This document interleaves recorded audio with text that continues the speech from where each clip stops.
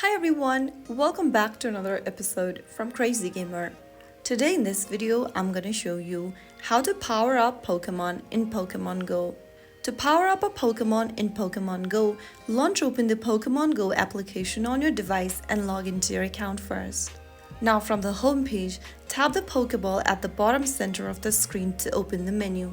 Now select Pokemon to view your Pokemon collection. Now, scroll or search to find the Pokemon you want to power up from the list.